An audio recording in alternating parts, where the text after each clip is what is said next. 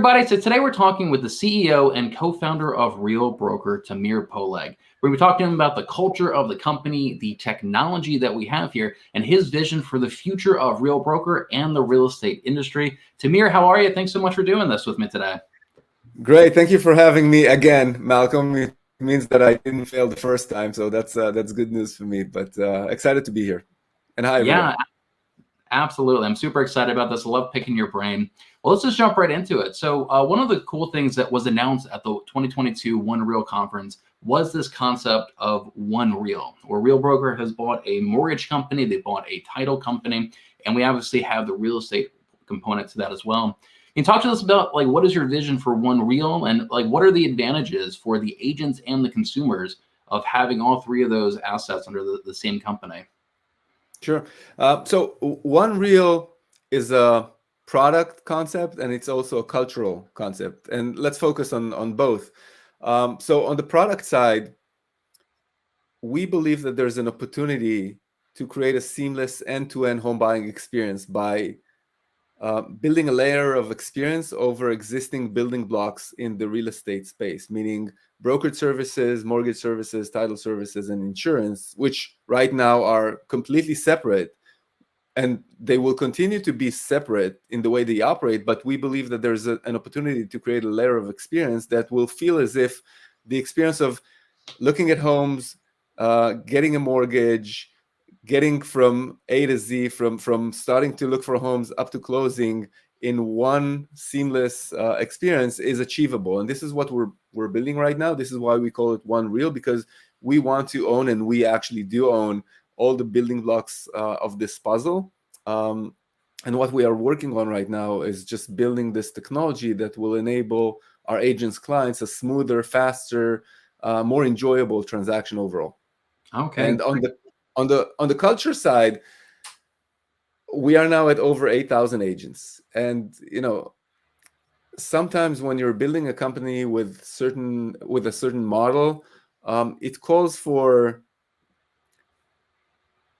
building silos or building separate groups that do not necessarily collaborate. And we wanted to eliminate that. We wanted to create a culture where the we is greater than the me, and people talk to each other, and people are excited to share, even with people outside of their networks.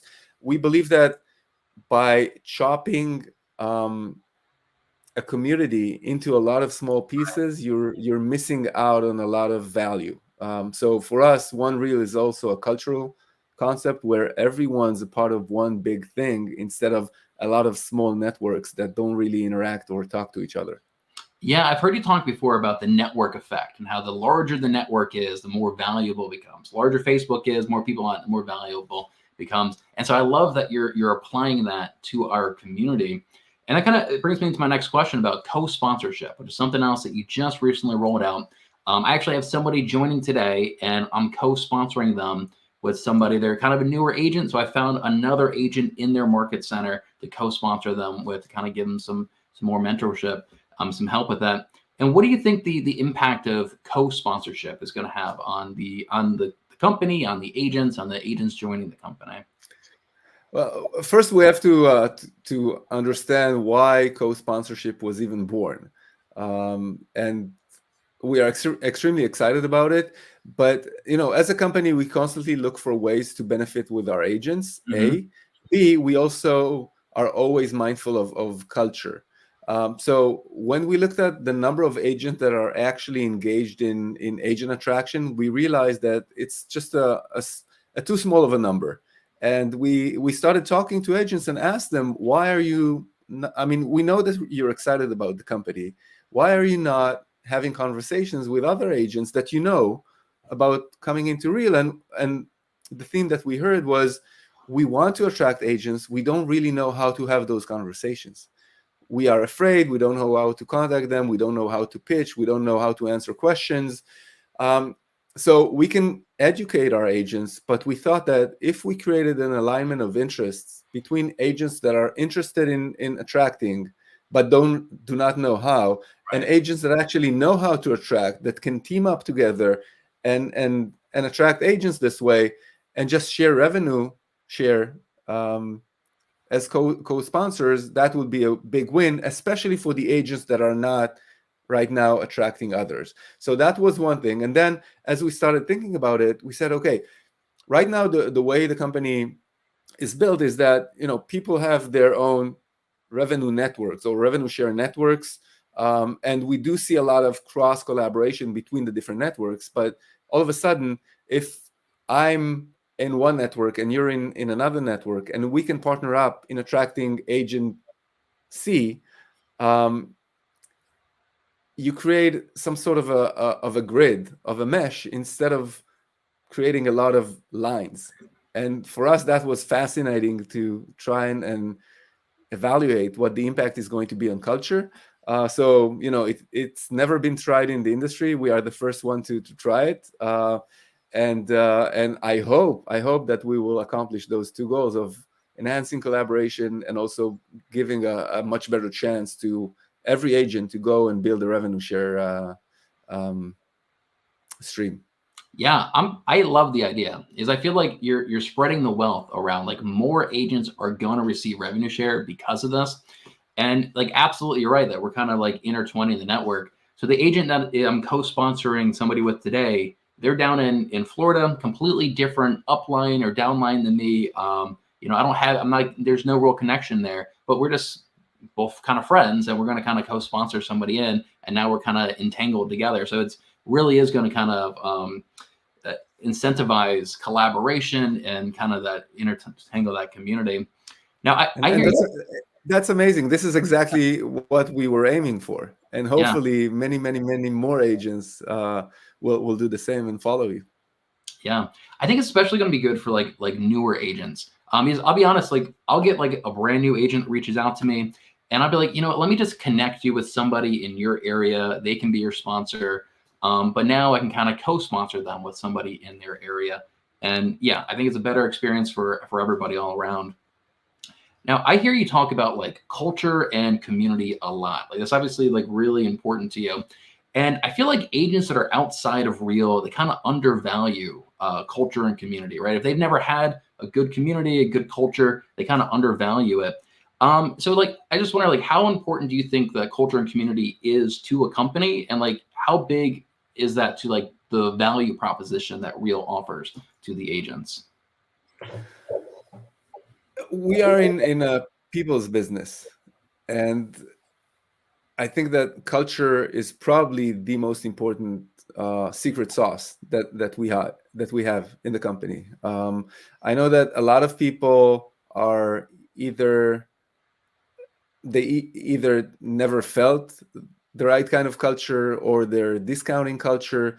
I cannot explain how many messages I'm actually receiving from agents reaching out and saying, this is amazing. We feel that we are where we belong.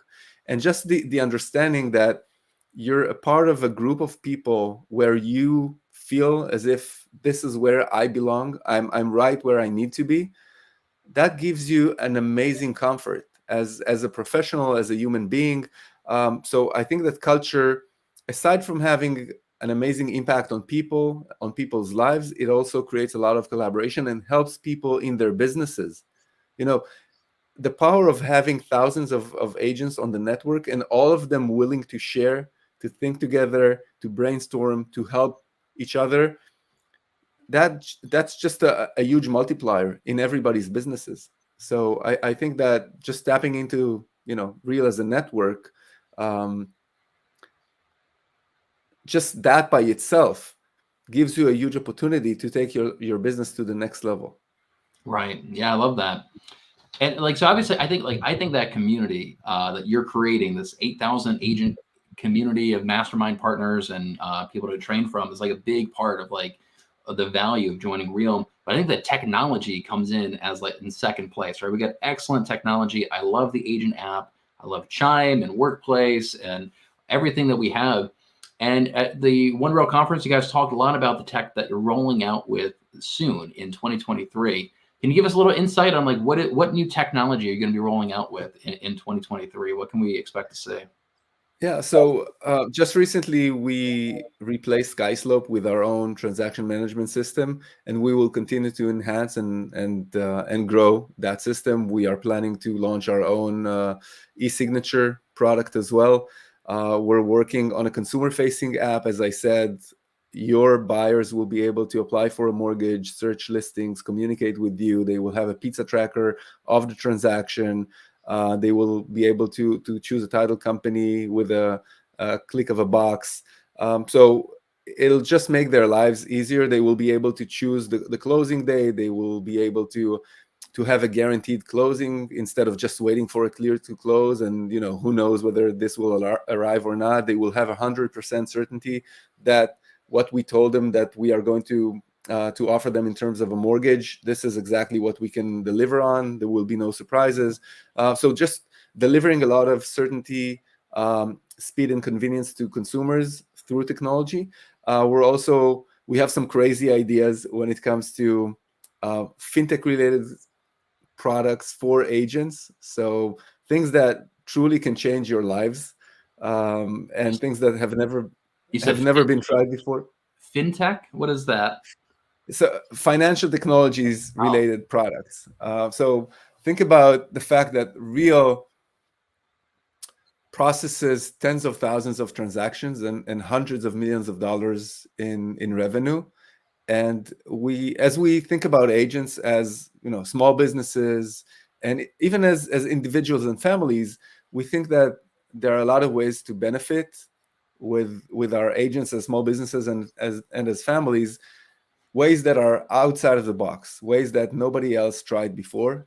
And we are now in conversations with our legal staff and our technology team just to try and create those products. But there are a lot of exciting things coming up.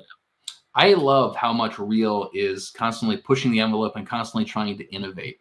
Like a lot of people, I've heard a lot of smear stuff about Real. It's like, oh, we're just copying this company, copying this company. And I'm like, no, like we're buying a title company and a mortgage company. We're constantly innovating and really pushing the boundaries. So I love that you're constantly trying to innovate and create something very unique here.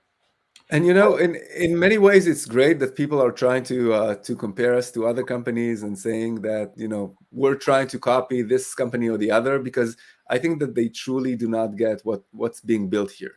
And Right. it's great for us because once people realize what we are building, we'll probably be years ahead of anyone else, and it'll be very difficult to catch up with us. So I think that in 2 to 3 years, nobody will compare us to this company or the other. People will understand exactly what value are we bringing and what we're building, but it'll be too late for many other competitors. I love it. I love it. So that's a good segue into what I want to talk about next. And that's Reel's growing very quickly. We're getting great reviews from the agents.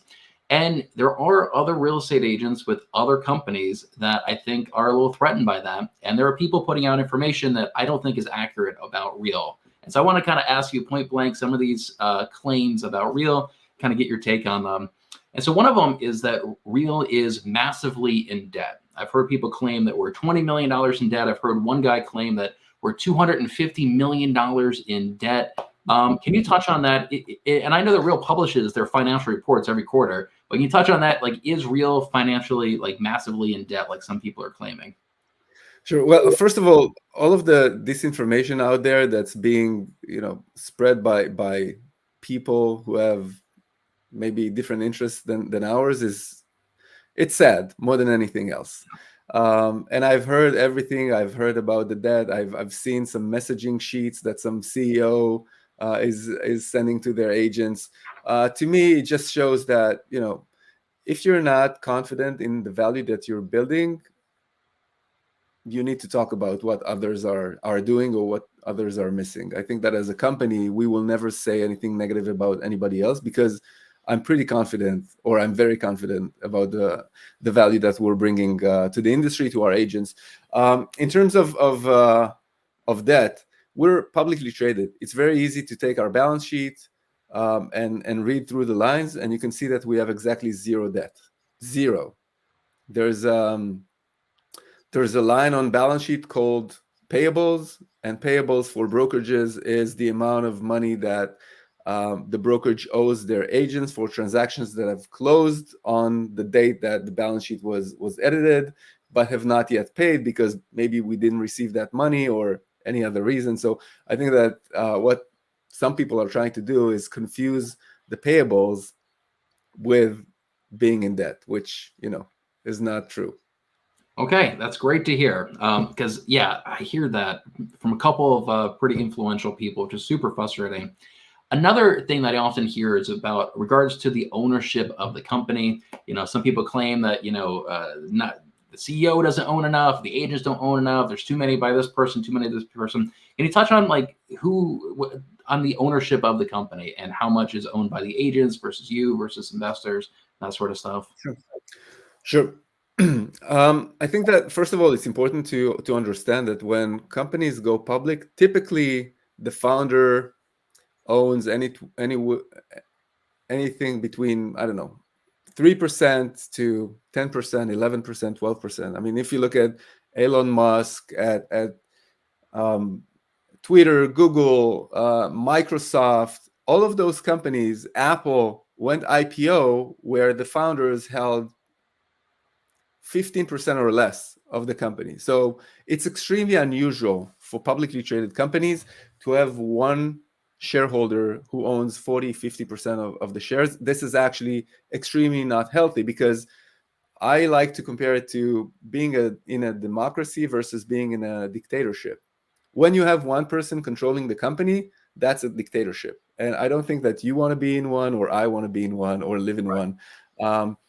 Having multiple shareholders owning pieces of the company, that's a healthy way to build a company because there are a lot of opinions, there's a lot of collaboration, a lot of smart people that can actually weigh in and express their opinions.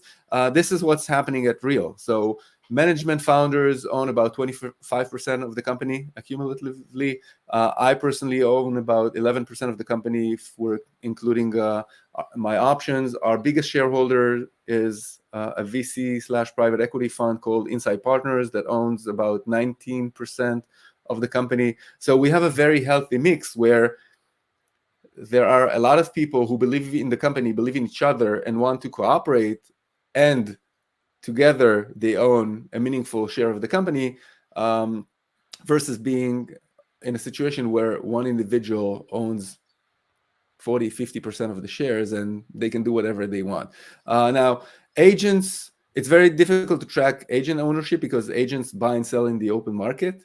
But I can tell you that every year there's an allocation of about 3%, give or take, of the company's ownership that's being acquired / granted to the agent. So at this point, it's difficult to say how many shares or percentages of the company the agents own, but I would say it's probably between 6 to 10%.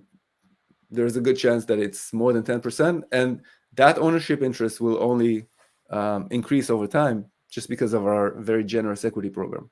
Right. Yeah. Okay, great. Another question is that I know Real was founded in 2014, and it seems like I think 2020 is really where you kind of changed this business model and really started like expanding and growing like nationwide. Is Real profitable at this point? So it seems like you've had this model for 2 years. And I know you're reinvesting a lot into acquisitions and technology, but are we profitable, or is there a projection of when we will be profitable as a company? Yeah, well, as a management team, as a board of directors, we have to take the right decisions as to, do we want to grow fast? Do we want to focus on profitability? I think that we have an amazing opportunity to capture a significant market share, especially in those market conditions. So we knowingly decided that we want to sacrifice profitability and grow very rapidly. So we have grown very rapidly since 2020. In 2023, we will continue to grow rapidly, but we are getting to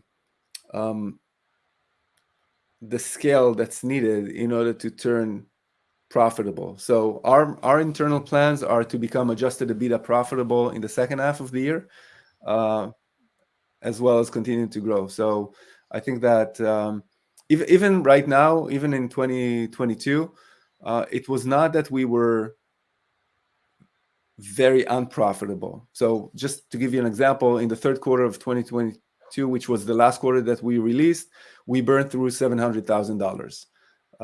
So kind of a relatively low amount if you compare it to maybe other players in the industry. But having said that, in the second half of 2023, we will become adjusted EBITDA positive. So Yeah, that's good news. that's actually pretty good. I know companies that can take 5-6 years before they're actually profitable. And I know Real is definitely investing a lot into the technology, investing a lot into Lemon Brew lending, the title company, and everything. So I get where you're saying that you're focused on growth, not necessarily profitability at the moment. Yeah, it's growth. It's investment in the product itself. So a lot of engineers building amazing products, Hmm. but we are seeing the economies of scale working in our favor. So as I said, we are marching towards profitability. Okay, great. So one of the cool things you guys just rolled out with as well is, or you're going to be rolling out with very soon, is Willable Revenue Share. And I think this is huge for a lot of people. It's definitely huge for me. I've got a son, very severe intellectual disabilities and autism. He's not going to be able to support himself when he's an adult. So me being able to know that I'm going to leave him some sort of passive income when I die, like that's huge. It relieves a lot of anxiety. And so my question is, why did Real think that this was important to roll out Willable Revenue Share? Like obviously you probably could save millions of dollars in the long run by not doing that. But why did you choose to roll this out, the Willable Revenue Share? Good question. I think that as a brokerage, as a company, as a community, if you truly care about the people who help build the company, about if you truly look at or see people as partners and treat your agents as partners, then revenue share is an asset that they build for themselves, for their families. And I cannot imagine a situation where an agent or a family is dependent on an agent for their livelihood, and all of a sudden something happens to that agent and they're left with nothing. They're Right. left with, go figure it out. So we wanted to take this asset that agents build for themselves, and that asset also helps the company grow, and give it to their families in challenging times, or if something horrible happens to the agent. This is only fair. And again, you mentioned your son, and these are exactly the types of situations that could be heartbreaking, because your son, hopefully in many many many many years from now, he will be left in this world, and somebody will have to take care of him. Hmm. And we want to give him the gift that his dad built for him throughout many years of career, and for him to continue and benefit from that. So this is exactly why we did it. And this is rolling out in a few days to weeks, but Good. yeah, it's a lot in our systems. It's alive. Yeah. That's great. Well, it definitely motivates me, right? Essentially, if I help this company grow, you'll take care of my son when I pass away, hopefully 50 years from now. Like that definitely is very motivating. And kind of in the same like tone of that is a lot of agents talk about, how the model's currently set up is that if we have revenue share, we have to be producing agents in order to receive them. And I've heard rumors that Real is going to be rolling out eventually some sort of like retirement plan or vesting plan where if you're an agent for so long, you eventually can stop being a producing agent, still receive revenue share. Is there truth to that rumor? Is that kind of on the agenda somewhere down the road to have some sort of program like that? I think that it's kind of in the same realm as Willable Rev Share.